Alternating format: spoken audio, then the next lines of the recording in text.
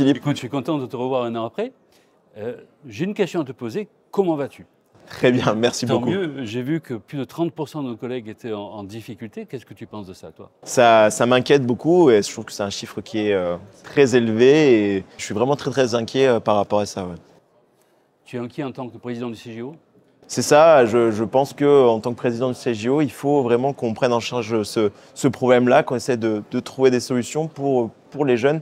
Et je pense qu'il faut qu'on travaille par rapport à ce problème-là avec le CNP-Cote et avec la Sofcote, car il faut absolument qu'on diminue ce chiffre-là qui est pour moi trop élevé. À ton avis, la qualité au travail, c'est quoi? Qu'est-ce qui nous manque? Je pense qu'aujourd'hui, on fait un métier qui est avec des surcharges finalement, que ça soit, je suis quelqu'un qui est de l'hôpital public et je vois tous les jours une surcharge administrative et des difficultés à pouvoir opérer des patients. On fait de l'orthopédie, de la traumatologie, on a toujours des patients où ça reste assez difficile. J'ai peut-être un peu plus d'espoir dans le privé, peut-être que finalement cette qualité est un peu plus... Ben non, la réponse est non. Je crois qu'on a été formé pour soigner, pour opérer des gens, et on n'a pas été formé aujourd'hui pour assumer toutes les charges administratives qui sont autour de nous. Et moi, j'ai vu la situation évoluer pendant toute ma longue carrière. On fait du soin, mais on est aussi chef d'entreprise, on a des salariés, on a un chiffre d'affaires. C'est pas bien de dire ça, mais c'est vrai, on a un chiffre d'affaires à maintenir. On a une pression des directions de cliniques, des grands groupes. Et finalement, dans le public, vous avez une garantie salariale et vous avez aussi cette pression administrative. Vous avez d'autres difficultés qui sont de pouvoir opérer, c'est ce que tu viens de dire.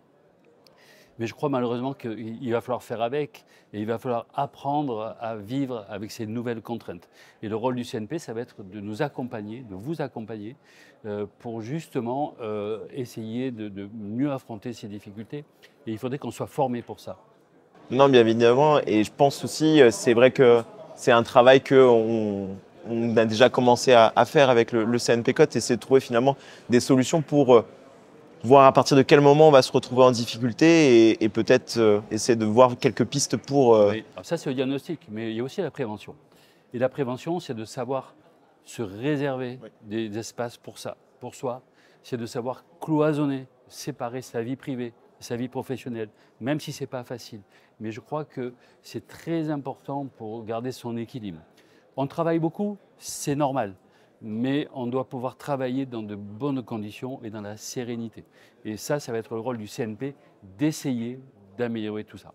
Non, je suis d'accord. Et en tout cas, avec le Collège des jeunes orthopédistes, c'est vraiment un sujet qui nous est à cœur. Et c'est vrai qu'on voit avec la nouvelle génération, la société d'aujourd'hui, il faut que ça soit un problème qui soit pris en charge et qu'on essaye vraiment à tout moment de diminuer finalement ce taux qui, pour moi, est vraiment trop élevé.